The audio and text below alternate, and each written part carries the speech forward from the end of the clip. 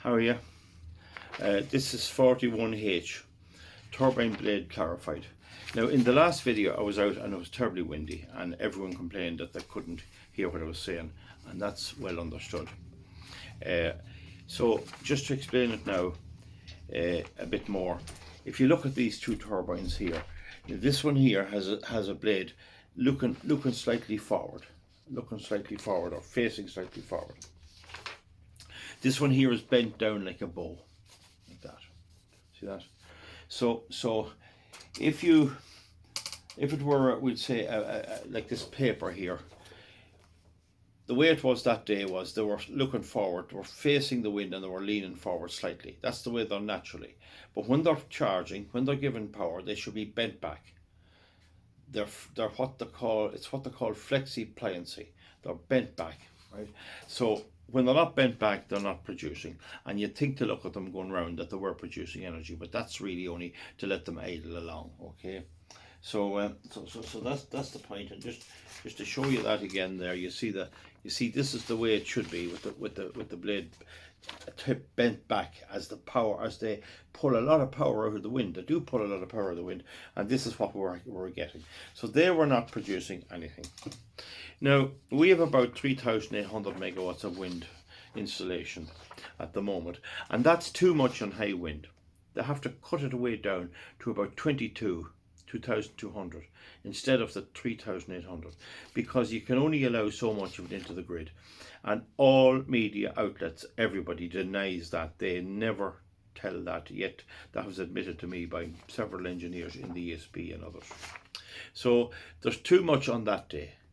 But then if you had only a little wind, 10,000 megawatts is not enough. Is what you'd need. Even 15,000 megawatts, because you might be only getting 6 or 7% on a calm day. They'd all be running there. So you can see the dilemma that creates. If you have enough, like 3,800 megawatts at the moment, you have too much on a windy day. But then on a calm day, you can't make enough energy. So you could have 10,000 or more megawatts on a calm day or a semi-calm day, and you need all that to give you the same output as 3.8 on a windy day. And then for much of 2021, for at least 7 months of it, there was no wind at all. And for 6 months it was almost calm. There was no wind at all. That's acknowledged in all media reports. And the problem then is for not only for the people running the grid, but for the wind companies. When there's good wind, they can't sell all their power. It's excess. And when there's only very little wind, they can only make 6 or 7% of what they'd normally make, with the result that they can't make a profit, because their revenue, the money they take in, is calculated on the EirGrid's promise in 2010 of 34% load factor. They told them that they would get 34% output. Okay. Now, but the wind is actually only blowing maybe 20%. But it's, after what I've explained to you, and that can be a bit complicated for people, it's not that simple either, because even if it was blowing at 20%, that's not enough on calm weather. You need heaps of turbines to get the same output. And then when it's blowing on a good day, you have too many turbines. And the result is they can't get the normal profit and the normal income that you'd have if you're running a service station or a hotel or a restaurant, or running a hairdressing salon or something, or a pub. You'd have money in normal circumstances coming in all the time. They can't have that. And there's 3 billion missing, and we're looking into where that's gone, and I suspect it's the energy regulator is bailing them out using this. The bills are going up again quite soon in early 2022. So in fact, there's sometimes there's too much wind energy, and in other times there's not enough wind energy. And that video, even though it is in poor conditions, a lot of wind, and I'm sorry about that, it did prove the point that the turbines were going round, but they weren't generating. Later in the evening, when the man picked up, you could see them bending back a little like this. And today, early on, a good windy day today, there was 3 of them stopped at one time. There was 2 of them stopped at another time, and there was 1 stopped at another time. There was hardly any time today when they were all running. But I'm trying to make the distinction. You can't just think when they're going round that they're producing electricity. That is not the case. You know by the angle to the grid, to the wind of the blades. And today they were not producing any until the evening time, and that's just to understand, and so my viewers can understand the techniques of that. There's no way they can deny what I'm saying. It's there to be seen. You saw it in that video. It's very plain. I might actually do one someday. They are generating, just to show you the bow. The blades bend back with the wind as the pressure is on. I mean, they're 2.3 megawatt machines is the nominal capacity.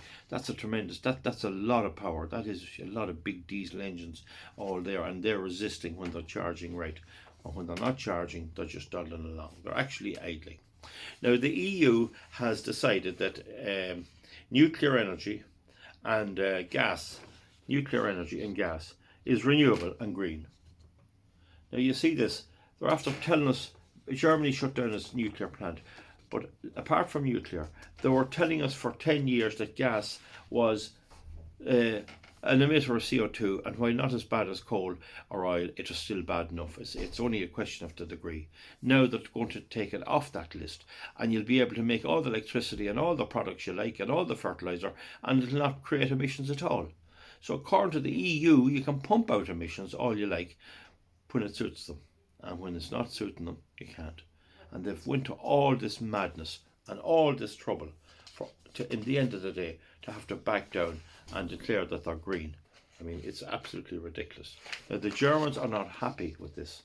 They're after shutting down most of the nuclear plants, and they're shutting down the rest of them this year after the Fukushima disaster in Japan. So that's all right. And they shut down a lot of their coal plants.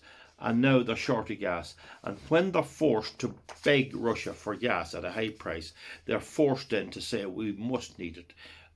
Instead of saying we have to have gas, we need, as I have said, we need fossil fuel, they're saying, oh, we can't have fossil fuel, but gas is not fossil fuel. This is the duplicity of them. It's absolutely mad. Absolutely mad. The Germans are not happy about it at all. The vices, they're after going to all this trouble, and now the EU is planning. It's in the paper they're going to do this. They're hoping to do this anyway. So they're begging for gas of Putin in Russia, and Putin is right. He offered them a deal on the gas last year, and they refused to take it. They said we'll buy it on the spot market, as POT, and now the spot market's gone very high and will be high for a long time. Okay, and I think some bailout given to one of the fertilizer plants in the UK recently. I'll check out that bit more.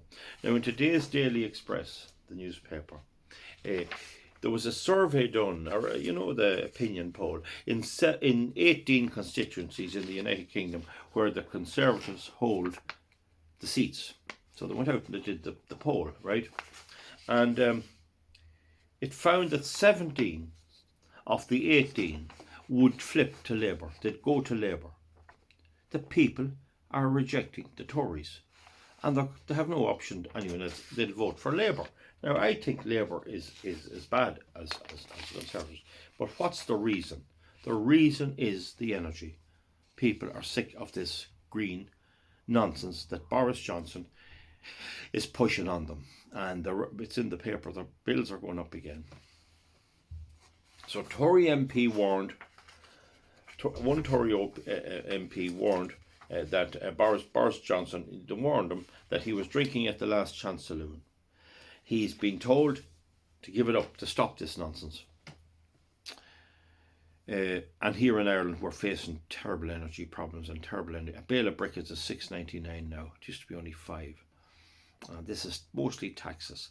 And I believe our government here will never give in on this. I don't know, will we ever get out of this? We're only a small country. I think people will vote to be taxed and to be cold in their houses.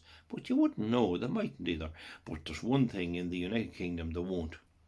And it's coming to crunch time. The people in England are not going to take this.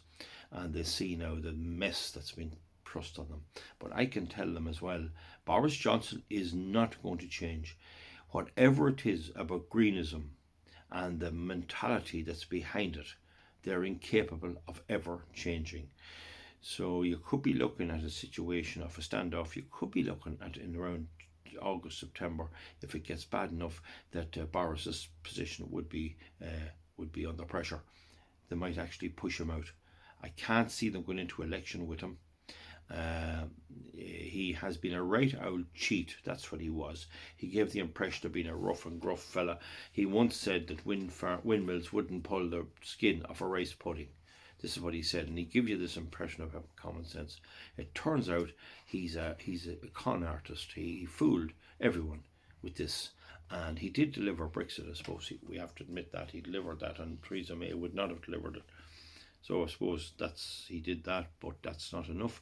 You still have to run the country, and he's incapable of doing this. He's for all these electric cars and all this stuff, tax the people to the hilt, and they're just getting right sick of it.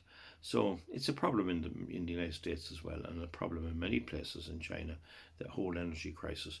The whole narrative that they were feeding the people, we can go to net zero. This is what they go. We'll go to net zero.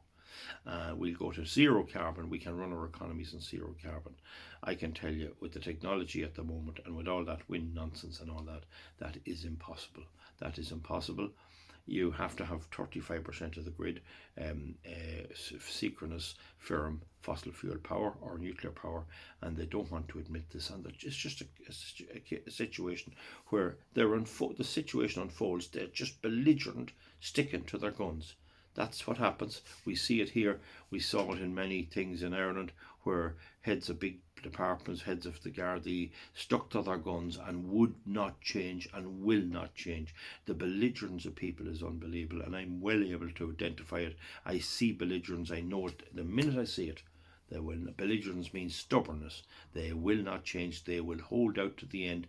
They die before they change. And Boris Johnson will not change, in my view. And they're going to have to oust him and get rid of him. And maybe that'll serve as a bit of a warning for them here in Ireland. I wouldn't be too hopeful about that. But in England, that's the situation. Folks, that's the story. I hope I've explained that to you. Give me a thumbs up or a thumbs down, whichever you think is appropriate. And we'll see you back for something else quite soon. Thank you very much.